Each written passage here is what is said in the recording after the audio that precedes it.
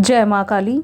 आज की इस वीडियो में हम माँ की कृपा से एक गहरे रहस्य को समझने का प्रयास करेंगे कि नियंत्रित और अनियंत्रित सवारी क्या होती है, और अगर किसी को सवारी अनियंत्रित हो जाए तो उसे कैसे माँ के आशीर्वाद से शांत और नियंत्रित किया जा सकता है।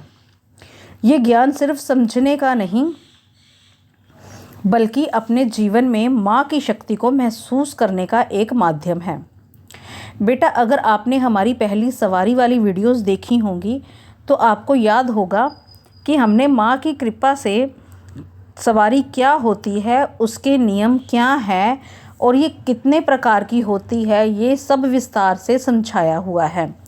तो जो बच्चे नए हैं, इस वीडियो के बाद वो वीडियो ज़रूर देखें। लेकिन आज का ये पवित्र संदेश थोड़ा और गहरा है। आज हम माँ काली की कृपा से ये समझने का प्रयास करेंगे कि नियंत्रित और अनियंत्रित सवारी क्या होती है और ये शक्ति कैसे कार्य करती है। ये सिर्फ जानकारी नहीं, बल्कि एक ऐसा आध्यात्मिक अनुभव है जो हमें माँ की शक्ति के और करीब ले जाता है। जैसे कि आप सभी जानते हैं, सवारी एक दिव्य वरदान होता है। ये वरदान किसी सामान्य प्रयास से नहीं, बल्कि अपने इष्ट आराध्या की निष्ठता भरी सेवा और साधना से प्राप्त होता है। बहुत ही कम लोग होते हैं जिन पर ये माँ का विशेष आशीर्वाद और कृपा बरसती है और उन्हें सवारी का ये अनमोल वरदान मिलता है। ये केवल एक शक्ति नहीं, बल्कि माँ के साक्षात स्पर्श का अनुभव है जो भक्त को उनके और भी करीब ले आता है। कुछ भाग्यशाली भक्तों को ये दिव्य सवारी उनके पिछले जन्मों की साधना और संस्कार का फल स्वरूप प्राप्त होती है, और कुछ को अपने कुल देवी या कुल देवता की कृपा से ये शक्ति मिलती है जो उनके वंश की रक्षा और मार्गदर्शन करती है। और कुछ ऐसे भी होते हैं जो अपनी निष्ठा भरी सेवा, भक्ति और उपासना से माँ की शक्ति को प्रसन्न कर देते हैं, और माँ स्वयं उन पर कृपा करते हुए उन्हें ये दिव्य सवारी का वरदान प्रदान करती है। ये सब माँ की इच्छा और कृपा का ही रूप है जो हर भक्त के जीवन में अलग अलग तरीके से प्रकट होता है। सबसे पहले माँ की कृपा से हम समझते हैं कि नियंत्रित सवारी क्या होती है। नियंत्रित सवारी वह दिव्य अवस्था है जहाँ भक्त का अपनी इस आध्यात्मिक शक्ति पर पूर्ण संयम और नियंत्रण होता है। ऐसे भक्त जब किसी मंदिर में जाते हैं, कोई भजन सुनते हैं, किसी कीर्तन या जागरण में शामिल होते हैं, तब उन पर बिना इच्छा के सवारी प्रकट नहीं होती। उनका उनकी सवारी पे नियंत्रित होता है। ये माँ की कृपा का एक शांत और स्थिर रूप होता है। जब भक्त अपने इष्ट देव का स्मरण करते हैं, गहरे ध्यान में बैठते हैं, तब केवल एकाग्रता और भक्ति के बल से ही सवारी उनके शरीर में प्रकट होती है। ना किसी प्रकार की जोर जबरदस्ती, ना शारीरिक हलचल, सब कुछ बहुत ही शांत और दिव्य स्वरूप से होता है। ऐसे समय में भक्त अपनी स्थिर अवस्था में ही माँ की शक्ति का अनुभव करता है। कभी यह अनुभव ऐसे होता है जैसे कोई अंतर आत्मा से बात कर रहा हो, कभी ऐसा लगता है जैसे कोई दिव्य संकेत मन में उतर रहा हो। जब कोई व्यक्ति प्रश्न पूछता है तो भक्त आंखें बंद करके माँ का स्मरण करता है। मतलब जिनको सवारी आती है वो भक्त आंखें बंद करके माँ का स्मरण करता है, और तुरंत ही उसको किसी माध्यम से उत्तर या तो मन में प्रकट होता है, या फिर ऐसा महसूस होता है जैसे माँ स्वयं कान में मार्गदर्शन दे रही हूँ। ये नियंत्रित सवारी का सबसे पवित्र रूप है जहाँ भक्ति, शांति और माँ का आशीर्वाद एक साथ अनुभव होता है। इस दिव्य अवस्था को और गहराई से समझें तो नियंत्रित सवारी का एक और महत्वपूर्ण पहलू सामने आता है। जब सवारी नियंत्रित होती है तो वो कभी भी भक्त की इच्छा के बिना प्रकट नहीं होती। भक्त जब तक माँ भगवती का स्मरण और ध्यान नहीं करता, तब तक वह शक्ति शांत रूप में ही स्थिर रहती है, और जब माँ को पुकारा जाता है तब भी उनका आगमन एक संकेत के साथ होता है। जैसे शरीर में हल्का सा कंपन महसूस होना, पहले ही चक्कर आने शुरू हो जाना, बहुत उबासी आना या मन का धीरे धीरे एक अलग ही लहर में झूमने लगना, ये सब माँ के आगमन के कोमल संकेत माने जाते हैं। इसका अर्थ ये होता है कि भक्त ने अपने अंदर की उस दिव्य ऊर्जा को समझ लिया है, अपना लिया है और उस पर नियंत्रण पा लिया है। अब वह ऊर्जा अनियंत्रित नहीं होती, बल्कि भक्ति और ध्यान के माध्यम से संतुलित और नियंत्रित रूप में प्रकट होती है। यही नियंत्रित सवारी का सार है, जहाँ शक्ति भी है लेकिन उस पर भक्त का पूर्ण संयम भी है और सब कुछ माँ की कृपा से ही संभव होता है। अब हम समझेंगे कि अनियंत्रित सवारी क्या होती है। अनियंत्रित सवारी वह अवस्था होती है जब वह दिव्य शक्ति यानी कि आपकी सवारी भक्त के शरीर पर बिना इच्छा और बिना नियंत्रण के कभी भी कहीं भी प्रकट हो जाती है।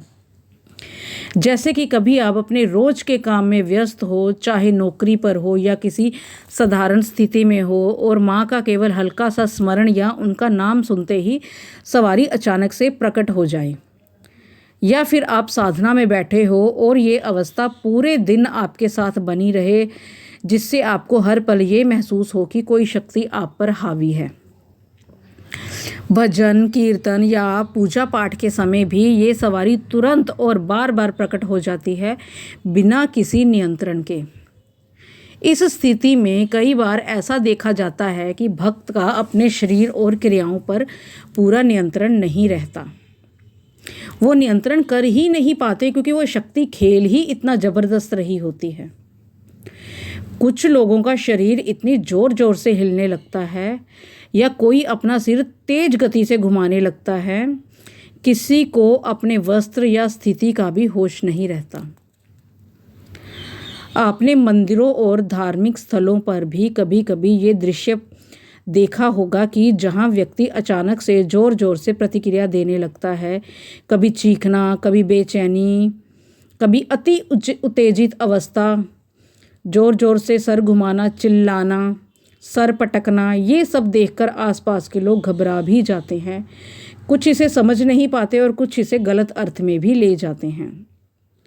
लेकिन वास्तव में ये एक ऐसी अवस्था होती है जहाँ भक्त अभी उस शक्ति को संतुलित और नियंत्रित करना नहीं सीख पाया होता। जब भी आप किसी मंदिर, जागरण या कीर्तन में जाते हैं तो तुरंत ही सवारी का प्रभाव महसूस करने लगते हैं और चाहकर भी उसे रोक नहीं पाते। और जब आपका अपना शरीर और क्रियाएं आपके वश में न रहें तो इस अवस्था को ही अनियंत्रित सवारी कहा जाता है। ये एक ऐसी स्थिति है जहाँ शक्ति तो प्रबल होती है, लेकिन उस पर भक्त का संयम अभी पूर्ण रूप से स्थापित नहीं हो पाया होता। इस अवस्था को हम और स्पष्ट रूप से समझें तो जब माँ की ये दिव्य शक्ति भक्त के शरीर में बिना बुलाए, बिना इच्छा और बिना नियंत्रण के प्रकट हो जाए तो इसे ही अनियंत्रित सवारी कहा जाता है। इसमें भक्त का अपने शरीर, अपनी क्रियाओं और भावों पर पूरा कंट्रोल नहीं रहता और ये अवस्था कभी भी किसी भी स्थान या समय पर प्रकट हो सकती है।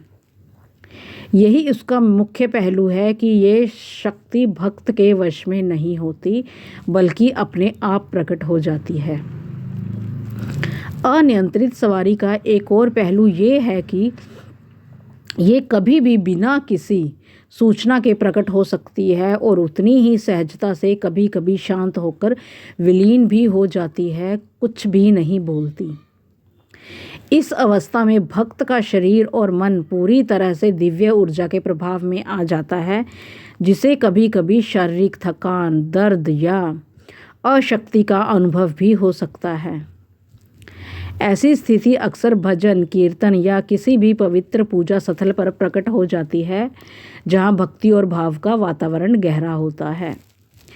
ये सब अनुभव भक्ति के उस स्तर को दर्शाते हैं जहाँ शक्ति अत्यंत प्रबल रूप में अनुभव होती है, लेकिन उस पर भक्त का पूर्ण संतुलन और अनुभव हर व्यक्ति में अलग हो सकता है।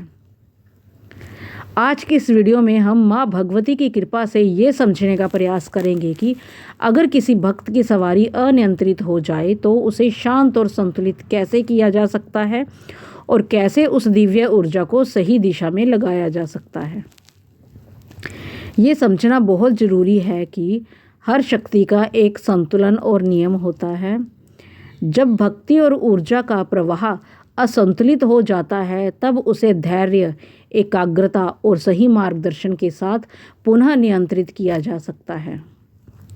इस वीडियो में हम ये भी जानेंगे कि कैसे भक्त अपनी इस दिव्य अनुभूति को संभाल कर उसे अपने कल्याण और आध्यात्मिक उन्नति की दिशा में लगा सकता है।